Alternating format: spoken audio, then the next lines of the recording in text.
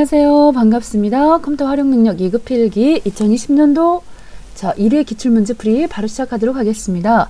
1번 문제는 좀 쉬운 문제가 나왔습니다. 멀티미디어 특징에 대한 설명으로 옳지 않은 것 그랬습니다. 멀티미디어라고 하는 것은 멀티가 다중이란 뜻이죠. 다중 매체라고 보시면 되겠습니다. 즉 텍스트라든가 그래픽, 사운드, 동영상 이런 여러 미디어를 통합으로 처리하는데 그걸 어떻게 처리한다? 디지털로 처리를 한다는 겁니다. 디지털. 즉 숫자 0과 1로 데이터를 변환하여 통합 처리한다. 이렇게 보시면 되겠습니다. 정보 제공자와 사용자 간의 상호작용에 의해서 데이터가 전달이 되죠.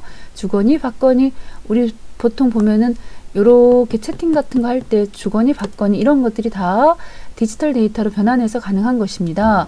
그렇다고 한다면 지금 문제가 되는 게 있다면 3번이 벌써 미디어별 파일 형식이 획일화 벌써 틀렸죠. 텍스트, 그래픽, 사운드, 동영상 이런 거 절대 획일화가 되는 건 아니지 않습니까? 그래서 멀티미디어 제작이 용이해진다 그랬는데 다양화라고 고치셔야 되겠어요. 다양화로 고쳐주셔야 되겠습니다. 획일화가 아니다. 답은 3번이 틀렸습니다. 다음 중 컴퓨터에 사용하는 오디오 포맷인 웨이브 파일입니다. 옳지 않은 것.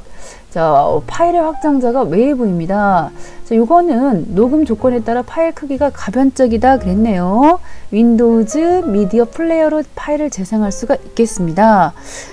높이, 길이, 세기 등 다양한 음악 기호가 정의되어 있다 그랬는데 이 설명은 지금 4번이 틀렸는데 이 설명은 미디, 오디오 파일 중에서 미디에 해당하는 내용이 되겠습니다. 미디 해서 MIDE 해서 미디 파일.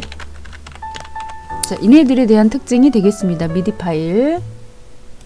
그래서 이 웨이브 파일의 특징 하면은 요거는 사람의 소리 있지요. 사람의 음성 같은 거, 자연음 같은 거. 이런 것들도 저장이 가능해요. 그러다 보니까 굉장히 용량이 큽니다. 4번이 틀렸다. 확인해 보겠습니다. 4번. 다음 중 정보사회에서 발생할 수 있는 문제점으로 적절하지 않은 것. 정보의 편중으로 계층 간의 정보 차이를 줄일 수가 있다. 문제점 찾으라고 그랬어요. 중앙 컴퓨터 또는 서버 장애나 오류로 사회적 경제적으로 혼란을 초래할 수 있다. 범죄가 증가한다. 직업병이 발생한다. 지금 보셔도 1번이 답이 되겠지요. 문제점 찾으라고 그랬는데 정보 차이를 줄인다. 이런 거는 장점에 속하는 거기 때문에 결과적으로 1번이 틀렸겠습니다. 4번 다음 중 데이터 보안 침해 형태 중 하나인 변조에 대한 설명으로 옳은 것은 그랬습니다. 여기 보시면은 데이터 보안 침해 형태. 데이터 보안 침해 형태. 네 가지가 있지요. 첫 번째가 가로막기가 되겠습니다. 두 번째가 가로채기. 세 번째가 보통 변조와 수정이 잘 나오죠. 세 번째. 네 번째가 위조가 되겠습니다. 지금 보시는 걸 보시면요. 데이터가 정상적으로 전송되는 것을 방해해요. 이게 가로막기입니다. 몰래 엿보거나 정보를 유출하는 것은 가로채기가 되겠고 전송된 데이터를 다른 내용으로 바꾸는 게 바로 변조입니다. 답은 3번이 되겠죠. 다른 사람이 송신한 것처럼 꾸미는 것이 바로 위조가 되겠습니다. 그래서 여기서는 맞는 설명은 변조에 대한 걸 구하라고 그랬으니까요. 3번이 되겠습니다. 전송된 데이터를 다른 내용으로 바꾸는 거 이게 바로 변조다. 다음 중 인터넷의 표준 주소 체계인 URL. URL의 형식으로 옳은 것 그랬습니다. 보통 우리가 주소 체계를 잘 보시게 되면은 HTTP 해갖고 시작을 하지 않습니까? 그래서 HTTP 이 뜻 자체가 하이퍼 텍스트 트랜스퍼 해서 프로토콜 해가지고요. 여기 지금 이런 것들을 프로토콜이라고 그래요. 인터넷 문서 같은 걸 보게 되는 거죠. 그런 다음에 따따따 하고서 네이버.com 이렇게 호스트 서버 주소를 넣은 다음에 그 다음에 슬래시 해가지고 여기 보시면 이제 포트 번호가 들어가요. 포트 번호가 들어가고 포트 번호 다음에는 이렇게 파일의 실제적인 경로 이런 것들이 간혹 가다가 포트 번호나 파일 경로는 인덱스 파일 같은 경우는 숨겨져도 우리 눈에는 제대로 들어오기 때문에 요것까지만 네이버.com까지만 있어도 되는데요. 주소 체계 옳은 것은 1번이 되겠습니다. 이게 프로토콜입니다. 프로토콜은 하나의 약속이 되는 것입니다. 약속. 그래서 이게 전체적인 URL 주소 체계가 되겠다는 것이죠. 해서 호스트 서버 주소, 포트 번호, 파일 경로 이런 순서가 되겠습니다. 자, 파일 경로 잘 보셔야 되겠어요. 답은 1번이 되겠습니다. 1번. 다음, 자, 가상 메모리에 대한 설명으로 옳은 것 그랬습니다. 자, 이 가상 메모리라고 하는 것은 가짜 메모리입니다. 즉 우리가 보통의 경우에는 주기억장치 하면은 크게 무슨 기억장치 이렇게 나눠 보실 수 있겠습니까? 주기억 하면은 자, 우리 흔히 하는 롬과 램 이렇게 나눠 보실 수가 있고요. 롬, 램.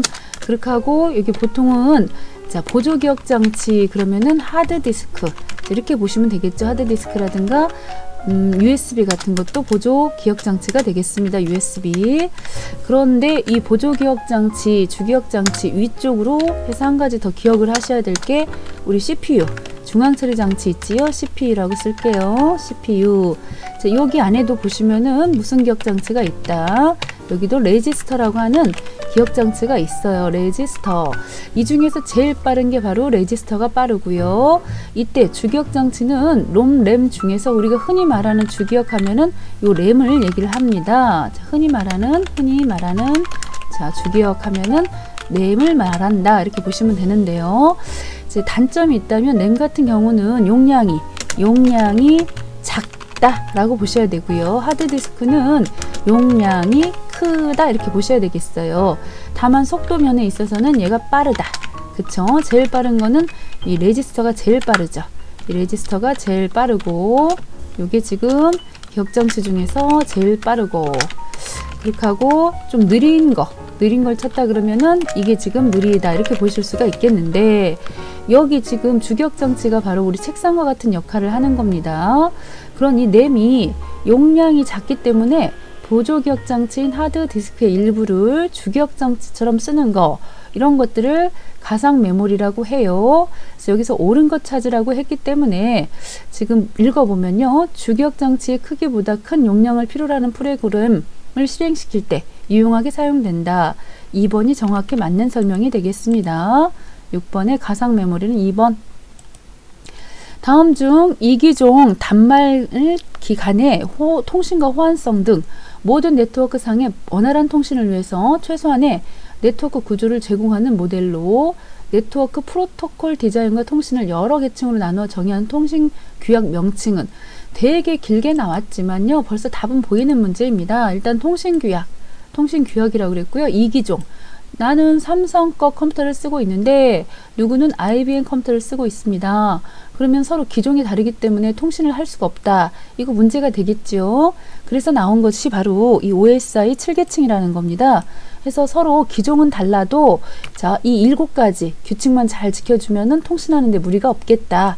해서 맨 처음에 나오는 게 바로 물, 대, 내 해서 물, 대, 내, 트, 세, 표, 응 해가지고 물리계층부터 시작을 하는 거죠. 물리계층. 자, 데이터 계층 해서요. 이 7가지 데이터 계층, 네트워크 계층, 트랜잭션. 여기서는 뭐 전송이라고도 하죠. 전송 계층, 세션 계층, 그렇게 하고 표현 계층, 맨 마지막에가 응용 계층입니다. 우리 눈에는 서로 통신을 하고 있다 그러면 이제 응용 계층인데 그 전에 그 아래 부분에는 이러한 것들이 다 밑작업이 다 깔린 거죠. 우리 내 거 컴퓨터만 물대내 트세 표용이 있는 게 아니고 다른 쪽 컴퓨터도 마찬가지입니다. 여기 물리 계층 이 7가지 규칙이 딱 해서 잘 이루어지고 있기 때문에 서로 통신이 원활하게 이루어지는 거 이런 것들을 오픈 여기서 오자가요 오픈이에요. 그래서 서로 자 그래서 이걸 미리 약속을 해놨다. 그래서 OSI 7계층이 되겠습니다. 자, 다음입니다. 인트라넷에 대한 설명으로 옳은 것 그랬습니다. 자, 인트라넷은 인터넷 기술과 통신 규약을 기업 내입니다. 기업 내. 그래서 기업 내 전자우편, 전자결제 등과 같은 정보 시스템 이런 걸 인트라넷이라고 그래요. 익스트라넷도 있어요. 그거는 외부입니다. 기업 외부. 지금은 인이죠. 인이 아니란 뜻이기 때문에 기업 내에가 들어가야 된다는 것입니다. 기업 내에. 이 부분 잘 보시고요. 자, 어려운 문제는 아니었습니다. 2번이 되겠습니다. 자, 핸드폰, 노트북 같은 단말 장치의 근거리 무선 접속. 자, 지원하기 위한 통신 기술 이러면은 이건 블루투스가 되겠죠. 무선 접속을 지원한다. 근거리 무선 접속을 지원한다. 그러면 이런 것들은 블루투스가 되겠고, 납품업체나 고객업체 등 관련 있는 기업들 간의 원활한 통신을 위한 여기 부분의 기업들 간, 이런 기업들 간의 이런 것들이 바로 익스트라넷이 된다는 거죠. 익스트라넷. 그렇게 하고 분야별 공통의 관심사를 가진 인터넷 사용자들끼리 서로 의견을 주고받고 하는 거, 이런 서비스를 유즈넷이라고 그래요. 유즈넷. 이런 용어들도 알아놓으실 필요는 있겠습니다. 자, 그 다음이 되겠습니다. 9번. 다음 중 인터넷 전자우편에 관한 설명으로 옳지 않은 것. 자, 일단 전자우편 하면요, 세 가지 프로토콜이 필요하죠. SMTP, 자, 보낼 때, 자, POP3 받을 때, 자, MIME 해가지고 여러 것들을 인터넷을 통해서 받을 때 이런 프로토콜이 필요합니다. 이건 맞는 설명이 되겠습니다. 한 사람이 동시에 여러 사람에게 전자우편을 보낼 수도 있지요. 그렇게 하고 전자우편 보내는 주소는 이렇게 골뱅이가 들어가죠. 그래서 본인의 아이디, 그렇게 하고 이쪽은 뭐 한메일 같으면은, 한메일은 어떻게 들어가나요? 저는 네이버를 많이 쓰기 때문에 네이버.com 뭐 이런 식으로 호스트 주소가 들어간다는 것입니다. 그래서 답은 2번이 되겠습니다. 자, 인터넷 전자우편은요 7비트입니다. 7비트. 그리고 아스키 코드를 사용하기 때문에 이 부분 기억해 주셔요. 인터넷 전자우편은 7비트 아스키 코드를 사용한다. 자, 이렇게 보시면 되겠습니다. 다음 중 컴퓨터 운영체제의 주요 기능으로 옳지 않은 것 그랬습니다. 자, 자원의 효율적 관리를 위해서 자원 스케줄링을 제공하지요. 운영체제에서 이렇게 스케줄링 관리도 해주고, 사용자 간의 편리한 인터페이스 제공도 해주죠. 아이콘 같은 것도 제공해주고, 데이터 및 자원 공유 기능도 제공을 하지요. 자, 실시간으로 감시하여 바이러스 침입을 방지하는 기능을 제공한다 그랬는데, 요거는 4번은 틀렸네요. 이거는 백신이 하는 일이죠. 백신. 바이러스 침입을 방지하는 거, 이런 것들은 백신이 하는 것이지 운영체제가 하는 것은 아니겠습니다. 다음 USB 인터페이스입니다. USB 우리 잘 쓰고 요즘 다니는 거 있죠. USB는 컨트롤당 최대 127개까지 포트를 확장시켜서 사용할 수 있고요. 핫 플러그 인, 즉 컴퓨터가 켜져 있는 상태에서도 꽂아도 인식을 할 수 있죠. 그래서 플러그 앤 플레이기를 지원합니다. 이제 꽂으면 사용할 수 있다, 그런 뜻이 되겠습니다. 이는 직렬 포트보다 USB 포트의 데이터 전송 속도가 더 빠르다라고 하는 장점도 있고요. 그렇다면 1, 2, 3번이 다 맞으니까요. 4번. 자, USB 색상을 구분하는 경우, 자, 3.0은 빨간색 그랬는데 여기가 틀렸네요. 파란색. 자, USB 3.0 커넥터는 파란색, USB 2.0은 여기가 빨간색. 색깔이 틀렸네, 색깔. 예. 아, 잠깐만요. 다시 한번 볼게요. 색깔. 자, 여기 3.0 같은 경우는 파란색.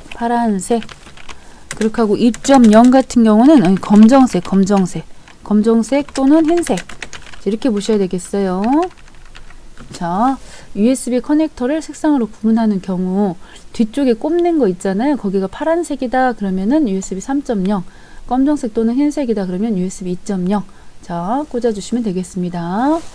그래서 답은 4번이 틀렸다. 다음입니다.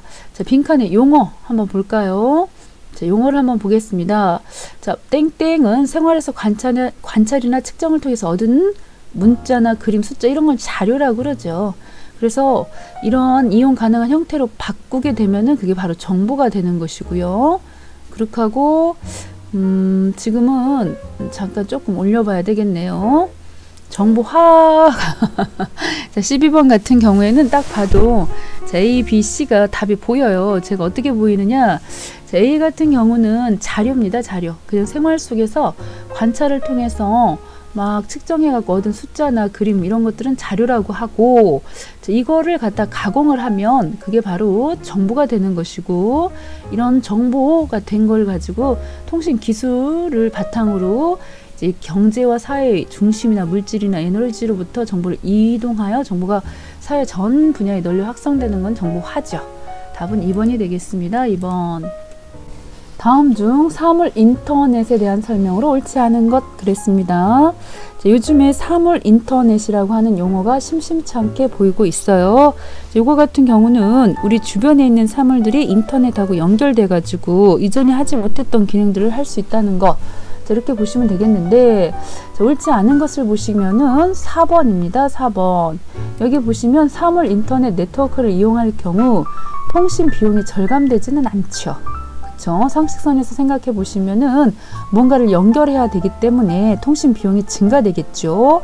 그렇게 하고 정보 보안 기술의 적용이 용이해진다 그랬는데, 아무래도 기종이 서로 다른 이 기종 간에 연결을 하다 보면은 이런 보안 기술 같은 것들도 적용하기가 어렵지요. 그러다 보니까 용이해진다, 이 말은 틀렸습니다.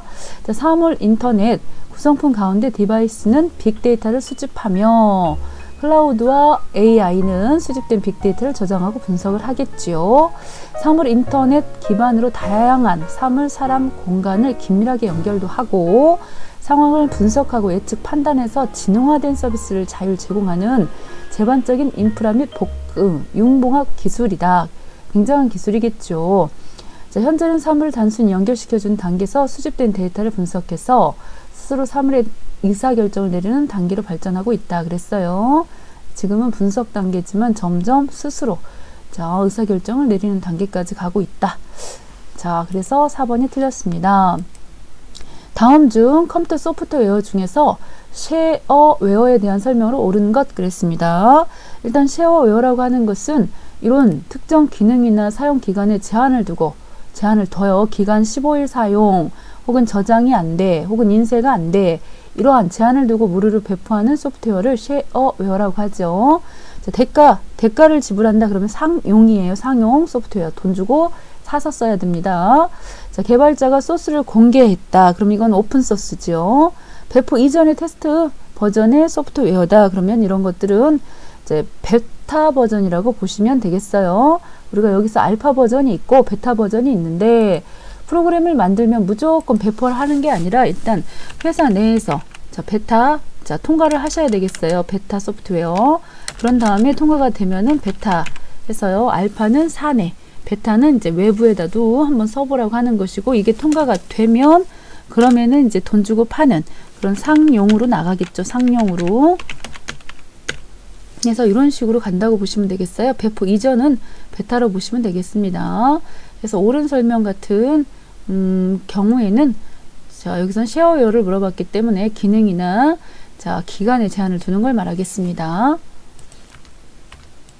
자, 그 다음 되겠습니다. 모니터 화면의 이미지를 얼마나 세밀하게 표현하는가를 나타내는 픽셀 수, 이런 걸 우리는 해상도라고 하지요. 해상도. 자, 해상도라고 보시면 되겠어요. 윈도우즈 운영체제에서 시스템의 속도가 느려집니다. 이랬을 때 왜 시스템이 느려질까? 자, 느려질까 했을 땐 항상 의심해 보는 게 바로 요겁니다. 요거. 속도가 느려진다 그러면 디스크의 단편화를 제거한다. 이렇게 보셔야 돼요. 속도하고 관련이 있는 것은 단편화 제거입니다. 자, 우리가 지금 하드디스크를 사용하다 보면은 일부 지워지고요. 그렇게 하고 빈 공간들이 군데군데 남죠. 그러다 보면은 속도가 느려질 수가 있겠죠. 자, 군데군데 지워져 있어가지고 그런 것들을, 이런 단편화를 제거하는 거가 바로 디스크 조각 모음인데, 이 조각 모음하고 속도 느려지는 거하고는 아주 밀접한 관련이 있다. 다만 여기 보시면요, 제거한다. 이렇게 제거는 속도가 아니에요. 제거는 용량이지, 용량. 그래서 이 부분 잘 보셔야 되겠습니다. 16번에 2번이 되겠습니다. 2번. 디스크 단편화하고 디스크 이 조각 모음하고는 굉장히 많은 관련이 있고요. 속도하고 관련이 있는 것. 그러면은 디스크, 단편화, 드라이브, 조각 모음, 이런 걸로 연결 지으셔야 되겠습니다. 다음 중 윈도우즈 방화벽 기능에 대한 설명으로 옳지 않은 것 그랬습니다. 방화벽. 통신을 허용할 프로그램 및 기능을 설정한다. 우리 방화하면은 불 났을 때요, 층간에 불이 번지지 못하도록 막는 벽을 말하는 거거든요. 그랬을 때 통신을 허용할 프로그램 및 기능을 설정한다. 이것도 어떻게 보면 막는 거죠. 허용할지 말지. 자, 그 다음에 네트워크 및 인터넷 사용과 관련된 문제 해결 방법을 제공한다. 자, 3번이 틀렸네요. 바이러스 감염을 인지하는 알림을 설정한다 그랬는데, 항상 방화벽 하면은 이런 식으로 외부 연결 차단 여부 설정한다. 뭐 이런 것들 얘기를 해야 되거든요. 자, 바이러스 감염을 인지하는 알림을 설정한다. 이거하고는 상관이 없습니다. 다음 중 윈도우즈 사용자 계정에 대한 설명으로 옳지 않은 것 그랬습니다. 우리 계정 부분에 보시면요, 관리자 계정이 있고, 또 표준 계정이 있고, 또 한 계정이 게스트, 손님 계정이 있어요. 계정 크게 3가지로 보시면 되거든요. 그 중에 이제 관리자 계정이 최고 권한을 가지고 있다고 보셔도 되죠. 자, 그래서 이 표준 계정 사용자는 컴퓨터 보안에 영향을 주는 설정을 변경할 수 있다 그랬는데, 이런 거는 누가 해야 되겠어요? 보안에 영향을 주는 설정을 변경하는 건 관리자가 하는 거죠. 이 관리자 계정이 최고 권한을 가지고 있어가지고 모든 설정을 변경하고 또 컴퓨터에 저장된 모든 파일 및 프로그램에 액세스를 하고, 이러한 것들은 바로 관리자 계정이 하는 것이라고 보시면 돼요. 표준 계정의 사용자는 컴퓨터에 설치된 대부분의 프로그램을 사용할 수 있고 자신의 계정에 대한 암호 등을 설정할 수 있지요. 그렇다고 해서 이 보안에 영향을 주는 설정까지 변경할 수 있는 것은 아닙니다. 3번이 틀렸습니다. 다음 중 윈도우즈에서 파일을 선택하고서 컨트롤 쉬프트 키를 눌러가지고 끌어다 놓으면 어떻게 된다? 바로 가기가 만들어져요. 직접 해보세요. 시작 단추 누르셔가지고 여러분들이 필요한 대로 컨트롤 쉬프트 눌러서 끌어다 놓으면 바로 가기가 만들어집니다. 자, 20번 다음 중 윈도우즈 제어판에서 시스템을 선택했을 때 확인할 수 있는 정보에 해당하지 않는 것. 요거는 제어판에 한번 들어가 보도록 하겠습니다. 제어판 들어오셔가지고 시스템 부분에서요, 시스템 눌러주시면은 여기 지금 첫 번째 보실 수 있는 게 운영체제, 운영체제 버전 볼 수가 있겠고, CPU의 종류 여기 보시면 i5 자 해서 설치된 메모리는 8기가예요. 설치된 윈도우즈 정품 인증 내용 이거 볼 수가 있지 않습니까? 고로 여기서 보시면은 시스템에서 볼 수 없는 거는 컴퓨터 이름과 현재 로그인한 사용자 계정, 이건 볼 수가 없겠습니다. 그래서 확인해 보시면은 4번은 틀렸다. 자, 이렇게 보실 수가 있겠습니다. 자, 여기까지 일단 1과목 마무리하도록 하겠습니다.